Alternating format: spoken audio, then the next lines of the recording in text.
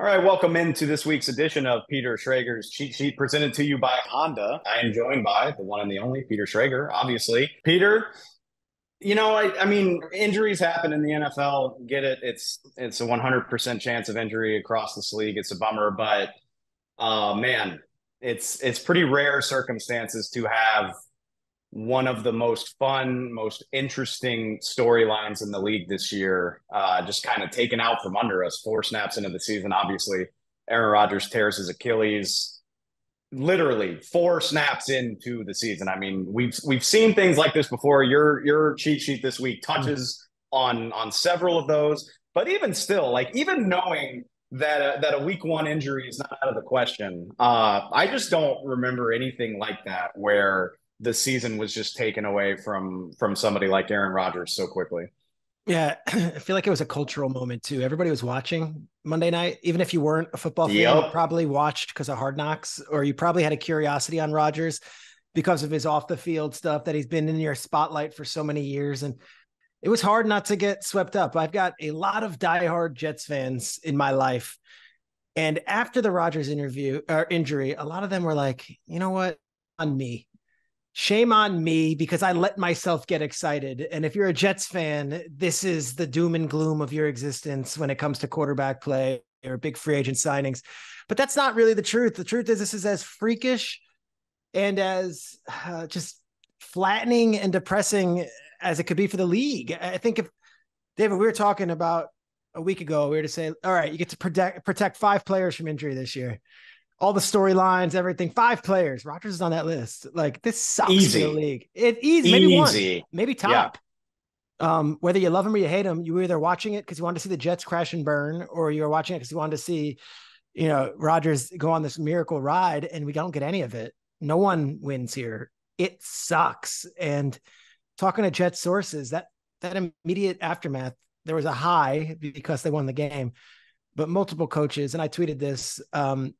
Multiple coaches texted me they didn't sleep the night that they got back. And they got back at like 2 a.m. after the Monday night game. They didn't sleep. Why? They're sick to their stomachs, not because the season's done and because Zach can't do it. It's because of Rodgers and what he had done for the team, both relevancy wise, but also getting there, taking every guy under his wing. Like I can't even, I tried in our opening hit for Fox NFL kickoff this week to kind of give some behind the scenes on what he's doing. One of the things he was doing every day was he was bringing in younger players and he was going through like firing line of the different hand signals and different routes just to make sure they were on their P's and Q's. Another thing, during walkthroughs, he was doing no look passes only that final week just to make guys know their routes and they wouldn't be surprised when his pass came. All that's for naught. He was staying to the building till like 10 o'clock, 11 o'clock every night the last few weeks, just getting things down with these younger players.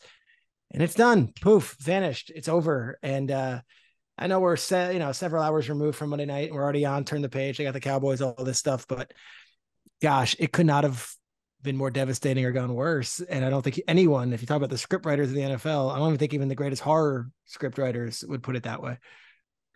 No, I mean, and you said it perfectly. Like, even if you don't like Aaron Rodgers, and he's given people plenty of reasons to have opinions about him over the last 2 or 3 years, but if you're a fan of football, I mean, no, even the biggest Rodgers critic doesn't want to see this. Like again, I mean, I think the Jets have 5 more standalone games. And then there's, the mid-afternoon national windows on top of that. Like You got a they were Black gonna Friday game on Black Amazon Friday. the first one Yeah. ever that they're like going to roll it out at MetLife and Rogers is going to be on all the Amazon ads. And they were going to sell all their different tchotchkes and their Whole Foods food or whatever the Amazon Prime is going to push. It loses a little luster now.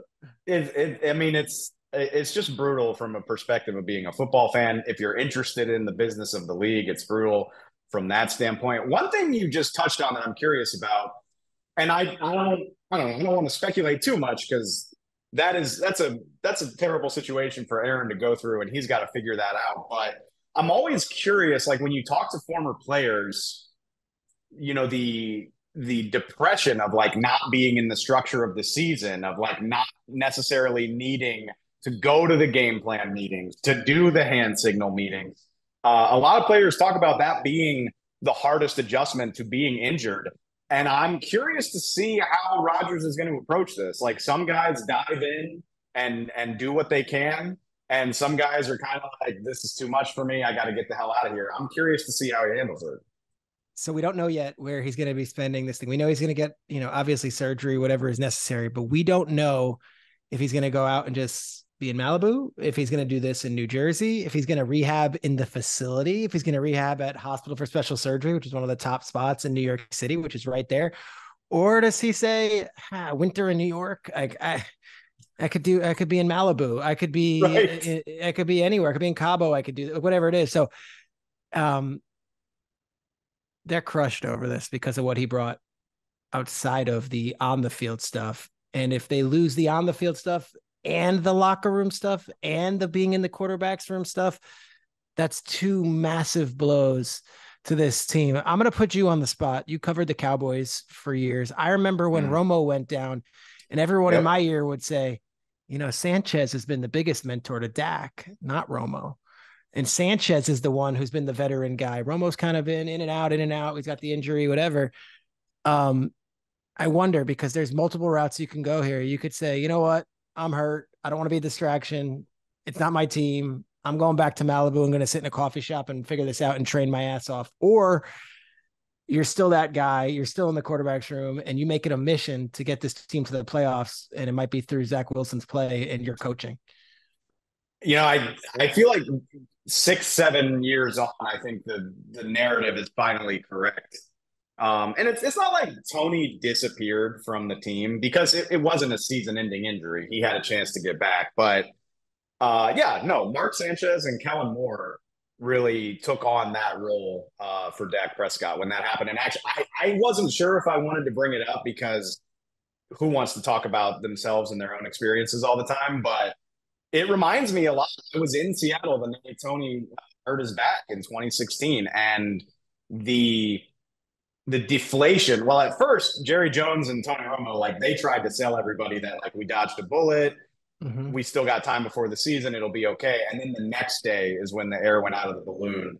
And I worked in the building at the time, and it was like a deflation unlike anything I've ever experienced. I guess the closest thing I've experienced to it after that was when then intern Dak had his own bad injury. And I've never heard a stadium as quiet as that one the day Dak hurt his ankle. But anyway, to your point, I think about that all the time. Is, Tony Romo was there, he was working his way back, but he took that other kind of hands-off approach and let other people do that. And honestly, I don't think I would blame Aaron Rodgers if that's what he decided to do. I mean, you're 39 years old.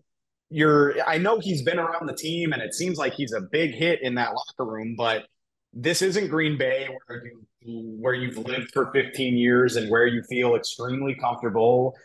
If he decided, and he's almost 40, like, this could be a very hard injury to come back from. It wouldn't offend me if he was like, let me just get my mind right and not be here. The immediate aftermath, everyone's hitting me up.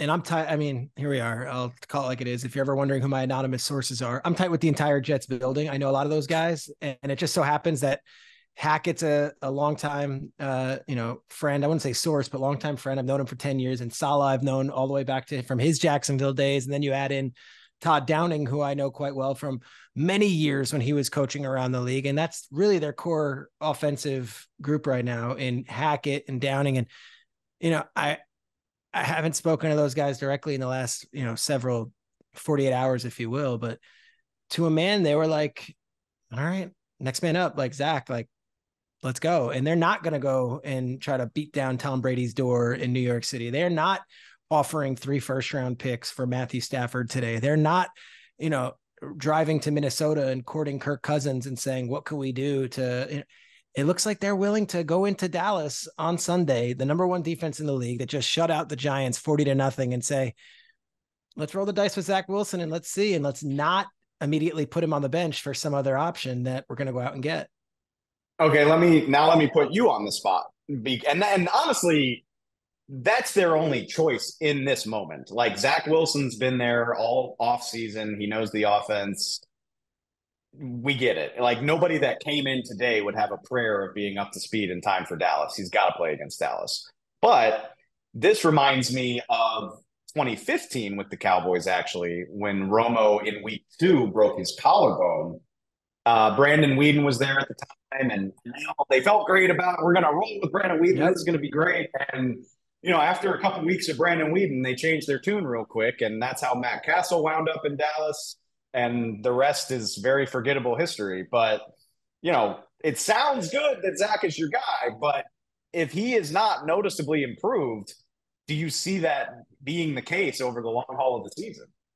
Joe Douglas is never scared to make a move. If anything, they don't have that veteran guy who's been there, done that in the locker room right now. So maybe they add a Colt McCoy, or maybe they add someone else who's been there and has done that. Or maybe they trade for, I'm just throwing out names, but like you trade for a Case Keenum or, one of those types of guys that has just been a lifelong veteran presence who's there on a day-to-day basis and can get you a win if you need.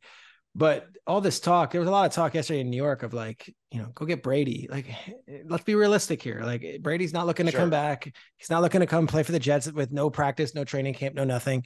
And I think the Jets fans have to, kind of ground themselves here and say, okay, we had the expectations of this, and I know we're all in for this, but this is a number 2 overall pick. And all we have heard all camp is how Zach Wilson has made these incredible strides. It's almost like we have to call their bluff now and be like, okay, so let's see it.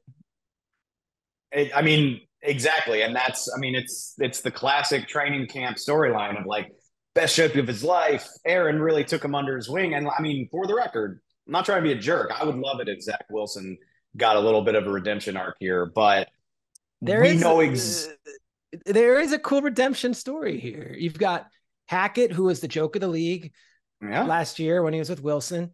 You've got Zach Wilson, not Russell Wilson, who was the joke of the league and was benched, and people hated his comments after the Patriots loss. And then you've got Todd Downing, who was unceremoniously let go in Tennessee as their offensive coordinator.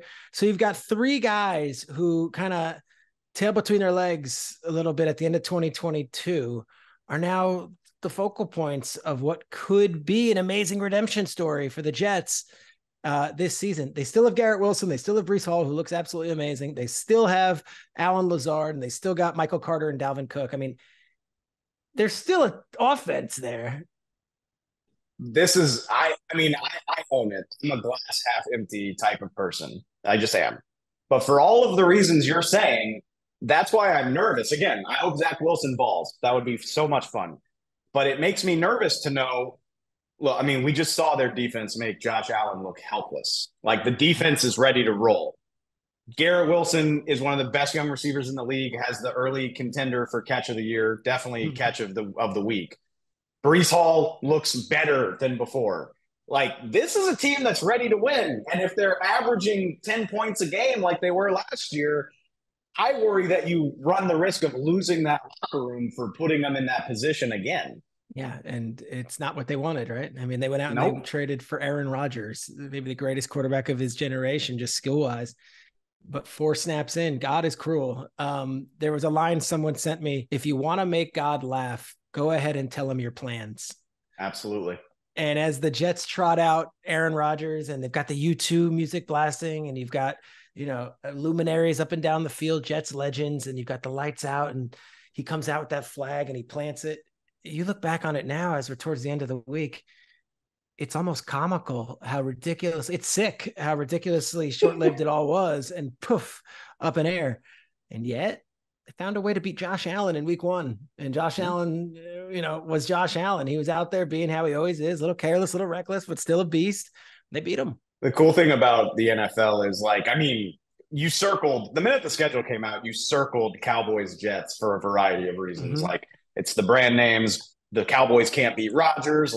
This is going to be one of the best games of the early season. And now Rodgers is gone. It loses some luster, don't get me wrong. But for half a dozen reasons, I can still get very, very excited to see what that game looks like. Look, we look at our colleagues over at CBS. They didn't move Romo and Nance off this game. It's almost like the intrigue level goes up a notch. All right. So the Cowboys just beat the Giants full strength, 40-0 in their building. Here comes, Zach Wilson, the Jets, on a short week after he's thrown into the fire. Could this be 60-0, or do the Jets cobble together a 17-13 win and they come off and they're celebrating as 2-0 heading into week 3? Well, I can't wait to see how it goes. Peter Schrager, thank you so much. We'll talk to you next time, man. Thank you, brother.